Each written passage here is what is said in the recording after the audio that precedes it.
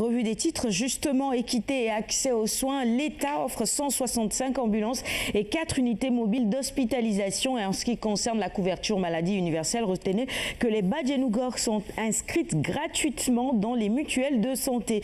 Le recrutement, plus de 2500 prestataires ont été engagés depuis 2012. C'est un bilan. Et puis 14 billets pour la Mecque sont offerts par le président de la République. On poursuit toujours à la une du quotidien Le Soleil avec le désenclavement des zones frontalières. Le plan d'exécution du Puma a été validé. Beno Bokk-Yakaar, Macky Sall réitère son appel à l'unité et à la discipline.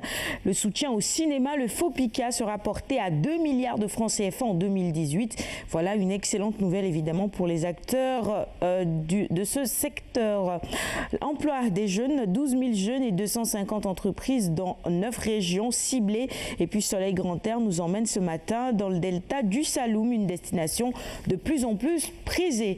La une du quotidien L'Observateur maintenant, suite de l'incendie qui a coûté la vie à 5 enfants, dernière parcelle de vérité d'un drame.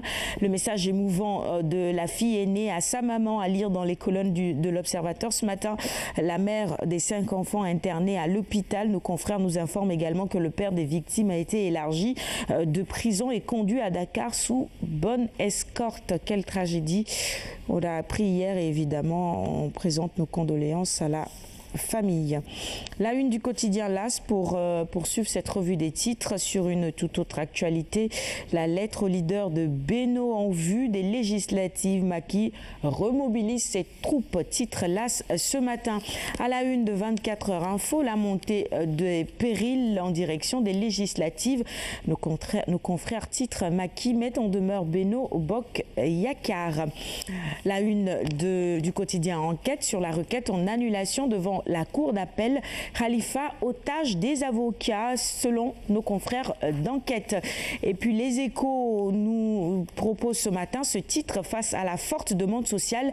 Les maires crient leur calvaire avec la photo de différents maires, Madiop Diop, Santi Agne, Abdoulaye Wilane et puis Kanibé qui parlent ce matin dans les colonnes du quotidien Les Échos.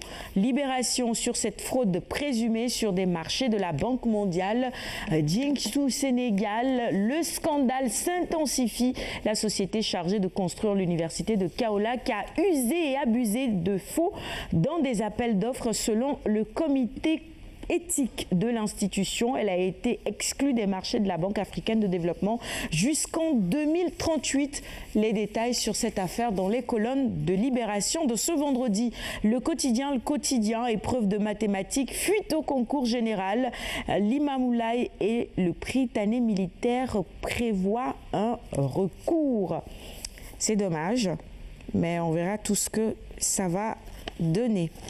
Les quotidiens spécialisés en sport maintenant avec Vox Sport, Fédération sénégalaise de football, enjeu d'une élection 3 milliards pour le prochain patron, nous informent nos confrères de Vox Sport ce matin. 3 milliards pour le prochain patron de la Fédération sénégalaise de foot, c'est beaucoup, c'est pas assez? Bon. 3 milliards, c'est pour le football sénégalais et pas pour le président de la Fédération sénégalaise de football.